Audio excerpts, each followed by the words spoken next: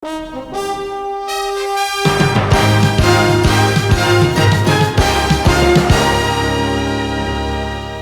আপনারা দেখছেন tribe TV Bangla. আপনাদের সঙ্গে আমি, আমার নাম শান্তনু। ভোট যত এগোচ্ছে সন্ত্রাস কিন্তু একদম পাল্লা দিয়ে এগোচ্ছে। অর্থাৎ যত দক্ষিণবঙ্গে ভোট প্রবেশ করছে ততই কিন্তু রাজনৈতিক সন্ত্রাস বাংলা জুড়ে চলছে। কিন্তু কেন এই সন্ত্রাস চলবে? উত্তরবঙ্গে যখন ভোট শুরু হয়েছিল, বিভিন্ন পর্যায়ে ভোট চলছে, বিভিন্ন ফেজে ভোট চলছে, তখন কিন্তু এই রাজনৈতিক সন্ত্রাস আমরা দেখতে পাইনি। কিন্তু যত দক্ষিণবঙ্গে ভোট প্রবেশ করছে, পর্বের পর পর্ব, ফেজের পর ফেজ, রাজনৈতিক সন্ত্রাস কিন্তু বাড়ছে দিন দিন। শুধু তাই নয়, হানাহানি, মারামারি, খুনোখুনি চলছে, তার সঙ্গে কান্না, সব কিছু নিয়ে কিন্তু রাজনৈতিক সন্ত্রাস ছাড়া কিন্তু ভোট অসম্ভব, এটাই কিন্তু হয়ে দাঁড়িয়েছে। আমরা সেটাই কিন্তু দেখতে পাচ্ছি। নন্দীগ্রাম 2007-এ কিন্তু একদম খবরের শিরোনামে ছিল নন্দীগ্রাম। যে নন্দীগ্রামকে ইস্যু করে, হাতিয়ার করে মুখ্যমন্ত্রী মমতা বন্দ্যোপাধ্যায় মুখ্যমন্ত্রী হয়েছিলেন, রাজনৈতিক মহল মনে করে। 2007-এর পর 2024-এ আরও একবার, এতদিন পর আবার সেই নন্দীগ্রামে কিন্তু নতুন করে হিংসা শুরু হয়েছে। কিসের হিংসা শুরু হয়েছে? না, এক বিজেপি কর্মীর মা, তাকে খুন করা হয়েছে বিজেপির দাবি, যার ফলে কিন্তু উত্তাল হয়েছে রাজ্য রাজনীতি, বঙ্গ রাজনীতি। কিন্তু কেন হবে? এবং ভোটের আগে অর্থাৎ এখনও যে পর্ব ভোট বাকি আছে তার আগেই বা নন্দীগ্রামে এত কেন রাজনৈতিক হিংসা হবে, কেন কান্না হবে, কেন খুনোখুনি হবে? বিরোধী দলনেতা থানায় ঢুকে হুমকি দিচ্ছেন থানার অফিসারকে, পুলিশকে, এবং কেন্দ্রীয় বাহিনীকে বলছেন, আপনারা দাঁড়িয়ে আছেন কেন? আপনাদেরকে অকেজো করে রাখা হয়েছে, আপনারা অ্যাকশন নিন। আচ্ছা, এটাই কি বঙ্গর রাজনীতির আদর্শ? অর্থাৎ হানাহানি, সন্ত্রাস ছাড়া কি ভোট হয় না? কি হবে ভোটের ভবিষ্যৎ? এর ভবিষ্যৎ কি হবে? কোন দল রাজনৈতিক ডিভিডেন্ড পাবে? কারা আসল কালপ্রেট? কারাই খুন করছে, কেন করছে? ভোটের ভবিষ্যতে আরও একটি পর্বে নিয়ে আমরা আপনাদের সামনে এসেছি, এবং আজকে এই সব নিয়ে কিন্তু আমাদের সঙ্গে ডিসকাস করবেন। আমার পাশে বসে আছেন, আপনাদের সঙ্গে পরিচয় করে দেবো, রাজনৈতিক বিশ্লেষক সুমন সেনগুপ্ত। সুমনবাবু, আপনাকে ট্রাইব টিভি বাংলায় স্বাগত। প্রথমেই আপনাকে একদম আমি যে অনুষ্ঠান দিয়ে শুরু করলাম, কেন নন্দীগ্রাম আবার 2007-এর পর 2024-এ আবার খবরের শিরোনামে, এবং ভোটের ভেতরে একটা খুব সিগনিফিকেন্ট ব্যাপার, কি বলবেন? দেখুন, নন্দীগ্রাম 2007 সালে যেভাবে 6-7 সাল থেকে যেভাবে উঠে এসেছিল, আর আজকের নন্দীগ্রামের সন্ত্রাস, এই দুটোর মধ্যে একটা তফাৎ আছে। বেশ। এবার এই তফাৎটা, আগেরটা হয়েছিল একটা জমি দখলকে কেন্দ্র করে, আর এটা হচ্ছে ভোট দখলকে কেন্দ্র করে। ওকে। এটা আমার বারবারই মনে হয়েছে। তবে নন্দীগ্রামের ঘটনাটা হওয়ার কারণ, যে নির্বাচনটি আছে কিংবা হবে, তাতে যে তমলুক, ঘাটাল, এই যে অঞ্চলগুলোতে যে ভোট হবে, মেদিনীপুর, এই অঞ্চলগুলোতে একটা তুল্যমূল্য বিষয় আছে যে বিজেপি এবং তৃণমূল প্রায় কাছাকাছি একটা সংগঠন আছে। বেশ। বামেরা কতটা আছে, বামেরাও ওখানে এখন প্রেজেন্স ফিরে পাচ্ছে। তা এই প্রেজেন্স ফিরে পাওয়া এবং এই তুল্যমূল্য জায়গাটা থেকে আমার মনে হয়েছে যে এখানে একটা তৈরি করার চেষ্টা হয়েছে, যে সন্ত্রাস, সেই সন্ত্রাসটা হয়তো ডিভিডেন্ড দেবে ভোটে, সেটা ভেবে তৈরি করার চেষ্টা হয়েছে। আমি আপনাকে একটা খবর দিই। আজকে একটা ঘটনা ঘটেছে, সেটা হচ্ছে যে একজন বিজেপি কর্মী ধরা পড়েছেন, তার নাম প্রশান্ত বেরা। তার কাছে আনঅ্যাকাউন্টেড 24 লক্ষ টাকা ক্যাশ পাওয়া গেছে, এবং ভোটের সময় 24 লক্ষ টাকা ক্যাশ, এবং সেই 24 লক্ষ টাকা ক্যাশ তার কোনো উত্তর তিনি দিতে পারছেন না, তিনি কোথা থেকে পেয়েছেন এবং কেন পেয়েছেন, কে কাকে ডিস্ট্রিবিউট করতে বলেছে। আসলে এটা বোঝাই যাচ্ছে যে অর্থ এবং সন্ত্রাস এই সমস্তটা মিলেমিশে আছে। পশ্চিমবঙ্গের রাজনীতিতে এটা মিলেমিশেই আছে। এই অর্থ এবং সন্ত্রাস যদি মিলেমিশে যায়, তাহলে বাংলার ভবিষ্যৎ যে কি, সেটা একটা সমস্যার বিষয়। এটা আমার বারবার করেই মনে হয়েছে। এখানে সুমনবাবু, আপনাকে জিজ্ঞেস করবো, আমরা কিন্তু সেই ছবি দেখেছি, দর্শকরাও সেই ছবি দেখেছেন, যে বিরোধী দলনেতা থানায় ঢুকে, নন্দীগ্রামে যা হয়েছে নিশ্চয়ই সেটা কখনই হওয়া উচিত ছিল না, আমরা সেটা মনে করি, কিন্তু একজন বিরোধী দলনেতা থানায় ঢুকে পুলিশকে হুমকি দিচ্ছেন, সে ছবি আমরা সবাই দেখেছি, কি বলবেন? প্রথম কথা, এটা হচ্ছে একটা কেন্দ্রীয় নির্বাচন চলছে, এখানে বিধানসভার নির্বাচন চলছে না। তা উনি বিরোধী দলনেতা হতে পারেন, উনি বিরোধী দলনেতা হয়ে যেটা করছেন, সেটা উনি চেষ্টা করছেন কেন্দ্রীয় বাহিনী এবং রাজ্যের পুলিশকে আরও বেশি করে যাতে এই হিংসার মধ্যে লিপ্ত করিয়ে নেওয়া যায়। কোনোটা জায়গায় তিনি বিভেদ দেওয়ার চেষ্টা করছেন। অবশ্যই করছে। তাকে বলতে শোনা যাচ্ছে, পাবলিকলি সে বলছে যে আপনাদেরকে প্রপারলি ইউজ করা হয়। হ্যাঁ, তো ইউজটা কে করবে? ইউজটা তো করবে নির্বাচন কমিশন। নির্বাচন কমিশন যেভাবে ব্যবহার করছে কেন্দ্রীয় বাহিনীকে সেভাবেই তারা বলছে। একদমই। এবার কেন্দ্রীয় বাহিনীকে তো বিরোধী দলনেতা বলতে পারেন না যে আপনি ওখানে যান কিংবা এখানে আসুন, ঠিক। এটা তো হতে পারে না। সুতরাং এটা উনি ইনস্টিগেট করার চেষ্টা করছেন, হয়তো সেই ইনস্টিগেশনের মধ্যে দিয়ে আরও সন্ত্রাস বাড়তে পারে। এবার আপনাকে আরেকটা তথ্য আমি দিয়ে দিই, সেই তথ্যটা হচ্ছে যে আপনারা বলেন বটে যে শুধুমাত্র বাংলায় হিংসা হয়, অন্য জায়গায় যেটা হয় সেটা হচ্ছে যে ভোটই দিতে দেওয়া হয় না। উত্তরপ্রদেশের সোপুর বলে একটি জায়গাতে সংখ্যালঘু মানুষদের ভোটই দিতে দেওয়া হয়, সেখানে তো বিজেপি ক্ষমতায়, ক্ষমতায়। তা সুতরাং সেই খবরগুলো কিন্তু আমাদের বিভিন্ন চ্যানেলে এই খবরটি প্রকাশ হয় না, যে ভোট দিতে দেওয়া হয় না। বিভিন্ন মানুষের ভোট ডিলিট হয়ে গেছে, মানে নাম ডিলিট হয়ে গেছে। শাহরুখ খানের মেয়ের নাম খুঁজে পায়নি, শাহরুখ খান মেয়ে নিজেরই, এই ঘটনাও ঘটেছে। সুতরাং এই ধরনের ঘটনা যদি ঘটে তাহলে আমাদেরকে বলতেই হয় যে নির্বাচন কমিশনের একটা ব্যর্থতা আছে, যে তারা এটা গোটা বিষয়টাকে ঠিকমতো চালনা করতে পারেননি। এবং তার পাশাপাশি নির্বাচন কমিশনকে যে পরিচালনা করার চেষ্টা সেইটা বিরোধী দলনেতার, সেটা অত্যন্ত নিন্দনীয় একটি বিষয়। কিন্তু কেন? আর শুধু তাই নয়, হিংসা কিন্তু দক্ষিণবঙ্গে যত ভোট আসছে সুমনবাবু, আমরা দেখতে পাচ্ছি কিন্তু সন্ত্রাস কিন্তু ডাবল হচ্ছে। মানে উত্তরবঙ্গে শান্ত জায়গা ভোট হয়েছে, কিন্তু যত দক্ষিণবঙ্গেই হচ্ছে সন্ত্রাস বাড়ছে দিনের পর দিন। এবং শেষ পর্যন্ত কিন্তু সেই খুন আমরা দেখলাম, রক্ত দেখলাম, কান্না দেখলাম। কেন হবে? মানে এত সন্ত্রাস হয়ে আলটিমেটলি এটা কি ভোটের ডেফিনেশন কি এটাই? সন্ত্রাস ছাড়া কি ভোট সম্ভব নয়? আমরা তো গণতান্ত্রিক দেশে বাস করি, গণতান্ত্রিক একটা ভোট ব্যবস্থায় আমরা নির্বাচিত করার চেষ্টা করি 543 জন সাংসদকে। তা এই তো হিংসা আমাদের কখনোই কাম্য নয়। একটি মানুষ তার রাজনৈতিক ইচ্ছা অনুযায়ী, রাজনৈতিক চেতনা অনুযায়ী তিনি ভোট দেবেন। এখানে হিংসার তো কোনো জায়গা থাকার কথা নয়। আপনি আপনার প্রচার করবেন, আমি আপনার প্রচার করব, সেই প্রচারের মধ্যে দিয়ে যাকে মনে করা হবে তিনি ভোট দেবেন। সেই জায়গায় এবার হিংসা হলে যেটা হয়, একটা ভয়ের বাতাবরণ সৃষ্টি হয়। আমি আজকে একটি ছোট ভিডিও পেয়েছি, জানি না কতটা সত্যি, যে তারা বলছেন যে বলা হচ্ছে যে বাড়ি থেকে বেরোবেন না, এবং সেটা পরিষ্কার বোঝা যাচ্ছে এটা এখানকার যে বিরোধী দল সেখান থেকেই করা হয়েছে। এখানকার বিরোধী দলের তরফ থেকে নামও বোঝা যাচ্ছে যে করা হয়েছে, যে ভিডিওর মধ্যে ওরকমই প্রায় আর কি। কিন্তু কতটা সত্যি সেটা তো বলা যাবে না, কে কোনটা এখন ভিডিও বানাচ্ছে আজকের সোশ্যাল মিডিয়ার যুগে। কিন্তু আমার মনে হয়েছে যে এই ধরনের ঘটনা যদি ঘটতে থাকে তাহলে এটা ভারতের গণতন্ত্রের জন্য নিশ্চিত খারাপ। বেশ, শুনুন ভাই, একটু যদি ভোটের দিকে আমরা আসি, এখনো পর্যন্ত সন্ত্রাস তো চলবে, সন্ত্রাসের মধ্যেই কিন্তু আমরা চাইবো না কখনো সন্ত্রাস হোক। ভোট মানুষ দিক, গণতন্ত্রের শ্রেষ্ঠ উৎসব, প্রত্যেকেই আমরা গিয়ে আমাদের গণতান্ত্রিক অধিকার প্রয়োগ করতে পারি। ভোট যত এগোচ্ছে, আপনার ট্রেন্ড এই মুহূর্তে দাঁড়িয়ে যে কটা ভোট হয়ে গেছে, এখনো বেশ 2 দফায় ভোট বাকি আছে, কি মনে হচ্ছে? এটা কি বাংলার কথা বলছেন না বাংলার কনটেক্সটে? বাংলার কন্টেস্টে এখন 8টা বাকি আছে, তারপরে আরও বোধহয় গোটা 30, 35, 36টা মতো বোধহয় ভোট হয়ে গেছে, না একটু কম হয়েছে, 30টা মতো ভোট হয়েছে। তা এখনো অবধি যা হিসাব, তাতে অ্যাডভান্টেজ তৃণমূলের, এখনো অবধি যা হিসাব আছে। এবং শেষ অবধি যা পৌঁছাবে, লোকে যদি ভোট দিয়ে শেষ অবধি 42টা ভোট হওয়ার পরে, আমার হিসাবে তৃণমূল আধিপত্য নিয়েই সরকারের, মানে আধিপত্য নিয়েই তারা সংসদ সংখ্যা বার করবে। এবং সেই আধিপত্যটা খুব কম আধিপত্য নয়। গতবারে যে 22 এবং 18 হয়েছিল, এবারে আমার হিসাবে 22-এর থেকে অনেক বেশি হবে। তার একটা অন্যতম কারণ যেটা আমার মনে হয়েছে, সেটা হচ্ছে এবার বামেদের প্রেজেন্স বেড়েছে। বেশ, বামের ভোট বামেই থাকবে আপনি বলতে চাইছেন? বামের ভোট বামে থাকবে সেটা নিশ্চয়তা দিয়ে বলা যাচ্ছে না, কিন্তু বামের ভোটের একটা অংশ নিশ্চিত বামে ফিরবে, এবং সেটা কিছু পকেটে হলেও ফিরবে। এটা ডিভিডেন্ড পাবে তৃণমূল, এটা ডিভিডেন্ড বেশ কিছু জায়গায় তৃণমূল পাবে। এবং যেটার ঘটনা হচ্ছে বামের ভোট বামে ফেরাটা, এটা ভালো। মানে বামের ভোট কেন রামে যাওয়ার কথা হয়েছিল, মানে 2019-এ দেখা গেছিল যে যতটা ভোট রামেরা পেয়েছে ঠিক ততটাই ভোট বামেদের কমেছে। এবার এইরকম পার্সেন্টেজের যে হিসাবটা, সেই হিসাবটা এবার যদি কিছুটা ফিরে আসে, তাহলে এটা বামেদের পার্সেন্টেজও ভোট বাড়বে এবং তৃণমূলের ক্ষেত্রে লাভ হওয়ার কথা। পকেট অনুযায়ী হতে হবে, সব জায়গায় এটা হবে, এটা এতটাও নিশ্চয়তা দিয়েও বলা যাচ্ছে না এখন। সৌনবাবু, যেটা জানার আমার খুবই কৌতূহল, আমি আগেও আপনাকে জিজ্ঞেস করতাম, এই যে নন্দীগ্রাম নিয়ে আমরা দেখছি, নন্দীগ্রামের মানুষজন আবার সেই 2007-এ যা হয়েছিল, গাছের গুড়ি ফেলে রাস্তা অবরোধ করা, টায়ার জ্বালিয়ে বিক্ষোভ দেখানো, বাজারের দোকান আগুন জ্বালিয়ে দেওয়া, এই যে ক্যাওয়াস এবং এই যে টোটাল ভ্যান্ডালিজম বলা যায়, এইগুলো কিসের সিগনিফিকেন্ট? মানে এগুলো কি প্রতিফলিত হচ্ছে কি?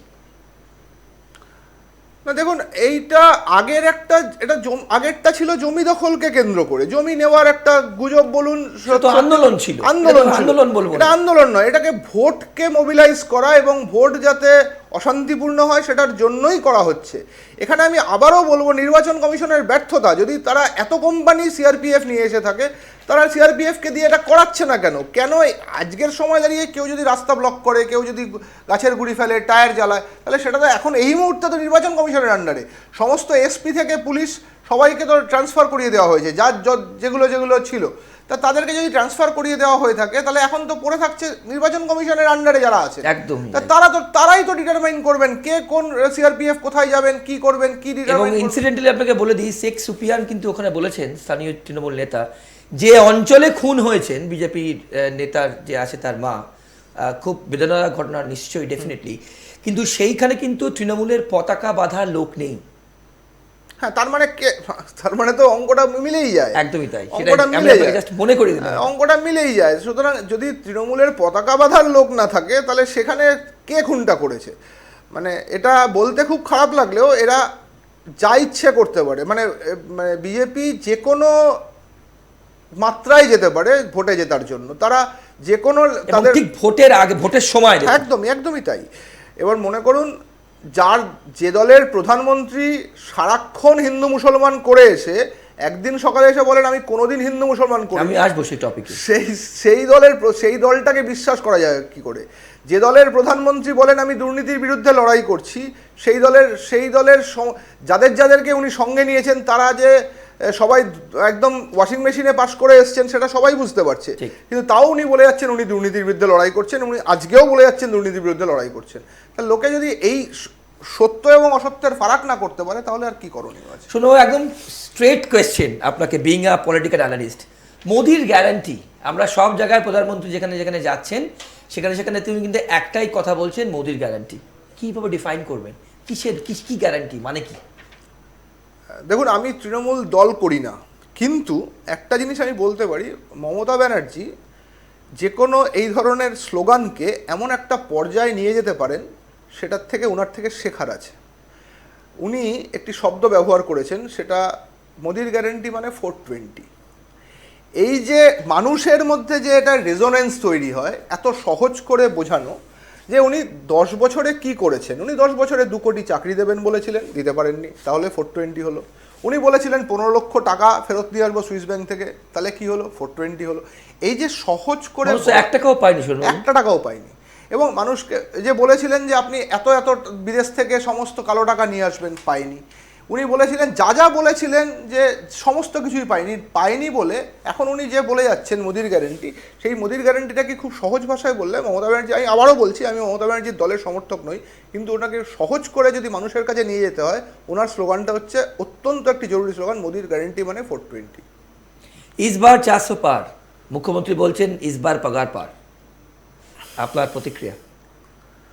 400 হবে না, 400 নয়, 300 নয়। এবার আমার হিসাবে বিজেপি ক্ষমতায় আসবে না। মানে আপনাকে সেন্ট্রালে বিজেপি ক্ষমতা আসবে না। মানে যতই প্রশান্ত কিশোর বলুক কিংবা যেই বলুক, আমি আপনাকে শুধু অঙ্ক করে দেখিয়ে দিচ্ছি, কয়েকটা স্টেটের কথা বলছি। আপনি ধরুন মহারাষ্ট্র। তার আগে আপনাকে নাম্বারটা বলুন।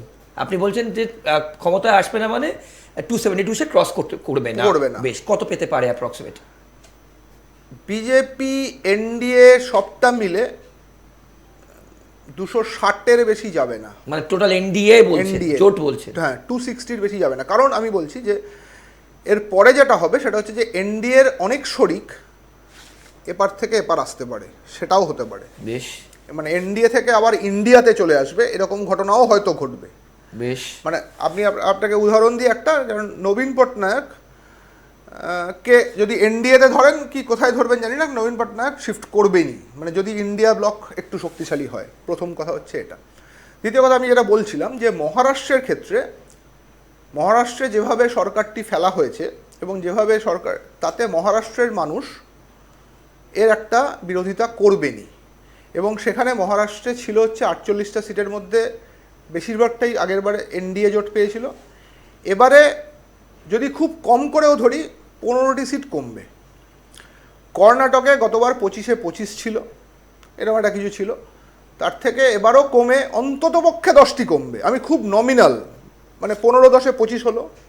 হরিয়ানাতে 10-10 ছিল, 5 কমবে, 50% কমবে। 50% কমবে। আপনি মিলিয়ে নেবেন, পরে আমার সঙ্গে কথাগুলো মিলিয়ে নেবেন, যদি না ভুল বলি। আমি এত সেফোলজিস্ট এত হিসেবে, কিন্তু আমি একটা ট্রেন্ড বোঝার চেষ্টা করি। আগের বারও আমি চেষ্টা করেছিলাম, যখন সারা পশ্চিমবঙ্গ, আমি যাই হোক এটা ওটাই পরে, সারা পশ্চিমবঙ্গ বলেছিল যে বিজেপি 200 সিট নিয়ে আসবে, আমি বলেছিলাম যে তৃণমূল কংগ্রেস 220 পাবে। এটা আমার অফিসের লেখা ছিল 220, এবং সেই লেখাটার প্রায় কাছাকাছি চলে গেছিলো, এবং এতটাই ঠিকঠাক বলেছিলাম আর কি, এবং কেউ বিশ্বাস করেনি প্রথমে, এবং তখনও বলেছিলাম যেটা সেটাই হয়েছিল। এবারও তাই আমি বলে দিচ্ছি। ঝাড়খণ্ড, হরিয়ানা বললাম। ঝাড়খণ্ডে যেভাবে তার মুখ্যমন্ত্রী, প্রাক্তন মুখ্যমন্ত্রী এখন হেমন্ত সোরেনকে গ্রেপ্তার করে রাখা হয়েছে, ঝাড়খণ্ডে একখানা অন্য রকমের হাওয়া আছে। ঝাড়খণ্ডে 15টার মধ্যে অন্ততপক্ষে গোটা 5-7 সিট কমবে, ঠিক আছে? তাহলে 15-10-25, 5-30 প্লাস 5, 25, ঠিক আছে? এই 25। এইবার বিহারে কমবে অন্ততপক্ষে 39-39টা ছিল, বিহারে কমবে অন্ততপক্ষে 10টি, অন্ততপক্ষে 10টি, কারণ ওখানে একটা ভিভিআইপি পার্টি আছে, সেটা একটা তেজস্বীর সঙ্গে একটা ন্যাচারাল অ্যালি হয়েছে। ওকে, এবার সেইখান থেকেও অন্ততপক্ষে 10টা কমবে। কত কত হলো তাহলে? মোটামুটি 40। এবং অন্যান্য স্টেটগুলো, তেলেঙ্গানাতেও ভালো করবে ইন্ডিয়া ব্লক, সবটা মিলে গোটা 50 সিট বিজেপির নিজের কমবে। বেঙ্গলে কত কমছে? বেঙ্গলে আমার হিসাবে বিজেপি 10-12, এর বেশি পাবে না, মানে -6। এখন 18 ধরে না, 17 ধরলে মাইনাস ওই 12-র বেশি যাওয়ার কথা নয়, কোনো হিসাবেই যাওয়ার কথা। আর আমি একটু দেখুন না, একটা সোজা হিসাব, সেটা হচ্ছে যে আপনি 2019-এ যে মোদি হাওয়া ছিল পুলওয়ামাকে কেন্দ্র করে, আপনি সারা রাস্তাঘাটে চললে কি সেই হাওয়াটা দেখতে পাচ্ছেন? সেই হাওয়াটা কি কোথাও আছে যে হ্যাঁ ঠিক আছে মোদি? এবার উল্টো দিকের হাওয়াও যদি কেউ, হাওয়া থাকলে গ্যারান্টি শব্দটা আসতো, হাওয়া থাকলে কি গ্যারান্টি? হ্যাঁ, গ্যারান্টি, তিনি যদি সব কাজ করে থাকতেন তাহলে তো তিনি সেগুলো নিয়েই কথা বলতেন। এক্স্যাক্টলি, উনি তো সেগুলো নিয়ে কোনো কথাই বলছেন না, এবং আজকেও উনি যেখানে যেখানে গেছেন সেখানেও উনি কথা বলেননি। এবং আপনি যদি খুব মানে কিনলি অবজার্ভ করে, আপনি দেখবেন পয়েন্ট অফ টক কিন্তু বদলাচ্ছে, মানে যত ফেজেস যাচ্ছে, যে পার্টিকুলার টপিক নিয়ে প্রধানমন্ত্রী শুরু করেছিলেন আগে, সেই টপিক থেকে কিন্তু যত যাচ্ছে টপিক চেঞ্জ হতে শুরু করছে, এবং তার আক্রমণ কিন্তু কংগ্রেস কেন্দ্রিক হয়ে পড়ছে। রাহুল রাহুল রাহুল রাহুল, কারণ রাহুল ন্যারেটিভটা তৈরি করছেন সারা দেশের ক্ষেত্রে। মানে এইবারের আমি 2019-এর নির্বাচনেও দেখেছিলাম, কিন্তু 2024-এর নির্বাচনে বিরোধীরা ন্যারেটিভ তৈরি করছেন, সেই ন্যারেটিভের উত্তর শাসক দল দিচ্ছে। এটা কোনো দিন দেখা যায়নি, গত 10 বছরে একদিনও দেখা যায়নি। রাহুল প্রত্যেক দিন ন্যারেটিভ, রাহুল হোক তো ইন্ডিয়া ব্লক হোক, তাদের সোশ্যাল মিডিয়া ক্যাম্পেন অসম্ভব ভালো হয়েছে, এবং সেই ক্যাম্পেনটি পৌঁছেছে মানুষের কাছে, এবং সেই ক্যাম্পেনকে অ্যাটাক করতে গিয়ে প্রথমে মুসলিম লীগ, তারপরে হিন্দু মুসলমান বিভেদ, তারপরে মঙ্গলসূত্র ছিনিয়ে নেওয়া, মানে যত মানে মোষ ছিনিয়ে নেওয়া, সব রকমের উদাহরণ উনি দিয়ে ফেলেছেন। কিন্তু তাতেও যেটা হচ্ছে, সে উনি ওনার জায়গায় ওখানে কিন্তু দাঁড়িয়ে কোনো গ্যারেন্টির কথা বলছেন না। গ্যারেন্টিটা উনি কোথায় বলছেন বলুন তো? গ্যারেন্টিটা বলছেন বিজ্ঞাপনে। গ্যারেন্টি কিন্তু রাস্তায় দাঁড়িয়ে বলছেন না, এটা মোদির গ্যারেন্টি, মোদির গ্যারেন্টি 400, মোদির গ্যারেন্টি 400 উনি বলতেই পারেন, কিন্তু আমি বলছি যে আমাদের মানুষের গ্যারেন্টি মোটামুটি 250-র বেশি উনি যাবেন না। সৌরভবাবু, স্বাভাবিকভাবে আমার পরের টপিক থাকবে লক্ষ্মীর ভাণ্ডার। আচ্ছা, রাজ্য টপিক। লক্ষ্মীর ভাণ্ডার কতটা প্রভাব ফেলছে ভোটে? এত মহিলা ভোট দিচ্ছে প্রতিটা ফেজে, আমরা দেখছি, কিন্তু ফিমেল ভোটিং টার্ন আউট কিন্তু খুব হাই, বেশ ভালো। কিসের ইন্ডিকেশন? সব কি লক্ষ্মীর ভাণ্ডার? দেখুন, একটা ঘটনা ঘটেছে, সেটা হচ্ছে যে মানুষ, এই মহিলারা, বাংলার মহিলারা হাতে টাকা পাওয়াটা এটা অত্যন্ত একটা গুরুত্বপূর্ণ বিষয়। এবার শুধুমাত্র, এবার আপনি কেউ বলতেই পারেন যে শুধুমাত্র টাকা পেলে কি হয়, চাকরি বাকরি লাগে? অবশ্যই লাগে, কিন্তু এই টাকাটা একজন মানুষকে অনেক বেশি স্বাবলম্বী করে তোলে। তার ছেলের জন্য 2টো পেন্সিল, 2টো পেন কেনা, এইগুলোর, এই স্বাবলম্বী বিষয়টা মহিলারা একটা পর্যায়ে হয়েছেন। এবং তারা যদি কোথাও একটা ভয় পান যে বিজেপি আসলে, এবং এরকম ঘটনা ঘটেওছে, কোনো একজন বিজেপির নেতা কিংবা মন্ত্রী একটা দাঁড়িয়ে বলেছেন আমরা আসলে লক্ষ্মীর ভাণ্ডার তুলে দেবো। এবার কেউ একজন, তাতে আবার অমিত শাহ বলেছেন আমরা 100 টাকা বাড়াবো। এবার শুভেন্দু অধিকারী বলেছেন আমরা 3000 টাকা করে দেবো। এবার ওরা কোনোটাই করবে না সেটা আমরা জানি, কিন্তু সেই ওরকমই গ্যারেন্টি দেন ওনারা। এবার কিন্তু এই লক্ষ্মীর ভাণ্ডার আমার হিসাবে তৃণমূল কংগ্রেসকে ডিভিডেন্ড দেবে, এবারও দেবে। এবং এই ভয়টা যদি মহিলারা পেয়ে থাকেন যে একবার তৃণমূল কংগ্রেসের সরকার যদি চলে যায় তাহলে লক্ষ্মীর ভাণ্ডারটা বন্ধ হয়ে যাবে, এবং যেই ভয়টা খুব অমূলকও নয়, তাহলে মহিলারা উজাড় করেই ভোট দেবেন, যতই সন্দেশখালি থাকুক আর যতই নন্দীগ্রামের এই ঘটনা থাকুক। শুনো, পশ্চিমবঙ্গে বেশ কিছু আসনও কিন্তু একদম খুব হাড্ডাহাড্ডি লড়াই, সবাই আমরা বলছি, রাজনৈতিক মহলে মনে করছে, সংবাদ মাধ্যমে মনে করছে সেটা। তার মধ্যে উত্তর কলকাতায় একটা খুব টাফ ফাইট হতে যাচ্ছে, যেখানে তাপস রায় কিন্তু এক্স তৃণমূল, একদম প্রথম দিন থেকে তিনি তৃণমূলের সঙ্গে ছিলেন। এছাড়াও আরও বেশ কিছু আসন আছে যেখানে ভোট হয়ে গেছে, ব্যারাকপুর তার মধ্যে একটা। কি মনে হচ্ছে ওভারঅল এরকম কয়েকটা, যদি আমরা আসনের ব্যাপারে কথা বলি আপনার সঙ্গে, আপনার প্রেডিকশন কি হতে পারে? দেখুন, উত্তর কলকাতাটায় তাপস রায়ের একটা নিজস্ব সংগঠন ছিল, এটা আমার একটা কোয়েশ্চেন মার্কের মধ্যেই আছে যে উত্তর কলকাতায় কতটা মানে সুদীপ বন্দ্যোপাধ্যায় কতটা রিকভার করে নিয়ে যেতে পারবেন। সুদীপ বন্দ্যোপাধ্যায়ের সম্বন্ধে আসলে জানি না। উত্তর কলকাতায় যেটা আছে সেটা হচ্ছে যে প্রচুর হিন্দিভাষী ভোট আছে। এবার সেই হিন্দিভাষী ভোটটা তাপস রায় যাবে না এদিকে যাবে, সেটা নির্ভর করছে অনেক কিছুর উপরে। এইবার এখানে প্রদীপ ভট্টাচার্য, মানে কংগ্রেসের যিনি প্রার্থী, জোট প্রার্থী কংগ্রেস এবং সিপিএমের, খুব বেশি দাঁত ফোটাতে পারবে বলে আমার মনে হয় না। সেইটা হিসেবে উত্তর কলকাতা বেরিয়ে যাওয়ার কথা তাপস রায়ের, কিন্তু জানি না শেষ মুহূর্তে সুদীপ বন্দ্যোপাধ্যায়। আমরা কিন্তু দেখেছি সুদীপ বন্দ্যোপাধ্যায় অ্যাকসেপ্টেন্স নিয়ে কিন্তু একটা বড় প্রশ্ন চিহ্ন ছিল। তৃণমূলের অন্দরও কিন্তু তাকে মেনে নিতে পারেনি, অনেকে বলেছিল যে সেটা তো তৃণমূলের বিষয়ে একদমই বলতে পারবো না। কিন্তু তৃণমূল ঘটনাটা হচ্ছে যে আমি মানে মনে হয়েছে যে কোথাও একটা তাপস রায় দিয়ে সুদীপ বন্দ্যোপাধ্যায়কে একখানা নেগেট করার একটা চান্স আছে, তাপস রায় জিতে যাওয়ার প্রবণতা আছে আর কি। বেশ, ওকে। এবার সোনামুখী মাইনরিটি ভোটের দিকে যাই। মাইনরিটি ভোট কিন্তু খুব বড় ডিসাইডিং ফ্যাক্টর সব ক্ষেত্রে, এবং প্রধানমন্ত্রীকেও আমরা বলতে শুনেছি বিভিন্ন জনসভায়, যখন উনি বাংলায় এসছেন, জনসভা করেছেন। মাইনরিটি ভোট কতটা ডিসাইডিং ফ্যাক্টর হতে যাচ্ছে এবার? তৃণমূলকে ধরে রাখতে পারবে তার এন্টায়ার ভোট ব্যাংক? তৃণমূলের মাইনরিটি ভোট এই মুহূর্তে পশ্চিমবঙ্গে, উত্তরবঙ্গের ক্ষেত্রে ডিভিশন হয়েছে, কিন্তু সাউথ বেঙ্গলের ক্ষেত্রে ওই ডিভিশনটা হবে বলে আমার মনে হয় না। কারণ মাইনরিটিটা, ধরুন, সংখ্যালঘু মানুষ অত্যন্ত ভয়ে আছে। এই সরকার যদি আরও বেশি ক্ষমতা নিয়ে আসে, সংখ্যালঘু মানুষদের নিজস্ব বিপদ আছে। সেই বিপদ থেকেই তারা হয়তোবা অন্তত দক্ষিণবঙ্গের ক্ষেত্রে ওই জায়গাটায় যাবে না, তারা তৃণমূলকেই ভোটটা দেবে শেষ অবধি। মানে উত্তরবঙ্গ এবং দক্ষিণবঙ্গ মিলালে হয়তো মাইনরিটি ভোটের কিছুটা ডিভিশন হয়েছে, কিন্তু শেষ অবধি ওটা তৃণমূলের দিকেই থাকবে। দক্ষিণবঙ্গের ক্ষেত্রে তৃণমূলের দিকেই থাকবে। আইএসএফ খুব একটা ফ্যাক্টর হবে না, কারণ আইএসএফ এর মানে ধরুন ডায়মন্ড, মানে ইসের যাদবপুরের ক্ষেত্রে আর কি, ডায়মন্ড হারবারে মানে যাদবপুরের ক্ষেত্রে, ভাঙড়ের ক্ষেত্রে আইএসএফ খুব একটা ফ্যাক্টর হবে না। কারণ আমি মানে ব্যক্তিগতভাবে পরিচিত বেশ কিছু মানুষজন, আমি যেখানে থাকি সেখানে তারা সবজি বিক্রেতা আছেন, তাদের সঙ্গে কথা বলছিলাম, তারা ডিসাইডেড, মানে আইএসএফকে ভোট দিয়ে ভোট নষ্ট করার কোনো মানে হয় না, তারা দেবে না ভোট, সোজা আমার মনে হয়েছে আর কি। মানে এটা এক দুজনের ট্রেন্ড না, অন্তত 4-5 জনের কথা বলছি, এবং এটা খুব একটা খারাপ ট্রেন্ড নয়। মানে এটা লোকসভা ইলেকশনে আমি আইএসএফকে ওই ভোট দিয়ে ওই ভোটটা নষ্ট করার কোনো মানে হয় না, করবে না। বেশ, শুনবো যখন আপনি বললেন দিল্লিতে বিজেপি আসছে না, এনডিএ 260 আপনি অ্যাপ্রক্সিমেট বলেছেন, 12 কম 272 ক্ষেত্রে, সেই ক্ষেত্রে ইন্ডিয়া জোটই কিন্তু অল্টারনেটিভ। সেই ক্ষেত্রে ইন্ডিয়া জোট অল্টারনেটিভ কিনা, প্রাইম মিনিস্টার না, সেগুলো এখনো ডিসাইডেড নয়। 3 তারিখ ইন্ডিয়া জোটের মিটিং আছে, সেগুলোও ডিসাইডেড নয়। তারপরেও অনেক কিছু হতে পারে। 260 নিয়ে আসার পরেও, মানে যেহেতু সিঙ্গেল লার্জেস্ট পার্টি হিসাবে বিজেপি সবসময় বেশি থাকবে হিসাবে, তারপরেও যেটা হবে সেটা হচ্ছে যে, মানে আমরা জানি না কি হতে পারে। গতকাল একটা কথা প্রধানমন্ত্রী বলেছেন, উনি ঈশ্বর প্রেরিত মানুষ। এইটা একটা সিগন্যাল, মানে এটা একটু খেয়াল করবেন যদি সিগন্যালটা, সেটা হচ্ছে যে কোনো ঈশ্বরকে মানুষ মাটিতে নামিয়ে আনতে পারে না। উনি এমন একটা পর্যায়ে নিয়ে যাচ্ছেন নিজেকে, যদি হেরেও যান, মানে এখানে যে আরও কিছু ঘটনা যেটা আমরা জানি না, মানে আনসিন কিছু বিষয় হবে না, সেটা আমরা বলতে পারি না। সুতরাং এটা, এই আলোচনাটা না করাই বাঞ্ছনীয় যে কি হলে কি হবে।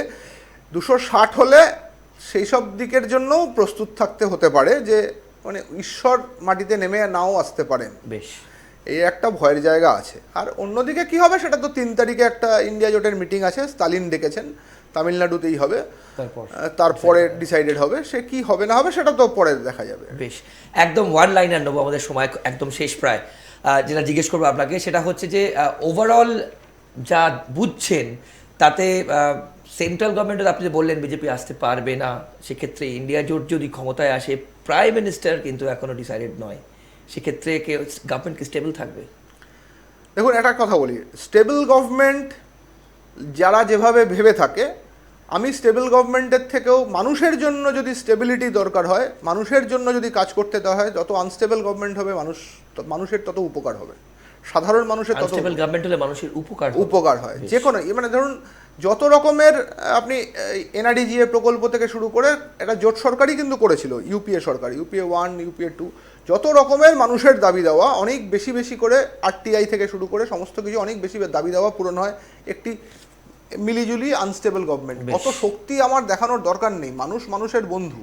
বেশ, এটাই মানুষ মানুষের বন্ধু। আমার সঙ্গে আমি পাশের সমস্ত দেশের সঙ্গে ঝগড়া করে বেড়াবো, এটা তো আমি পাশের প্রতিবেশী সবার সঙ্গে ঝগড়া করে বেড়াবো, এটা তো হতে পারে না। আমি আমার মতো ভালো আছি, তুমি তোমার মতো ভালো থাকো।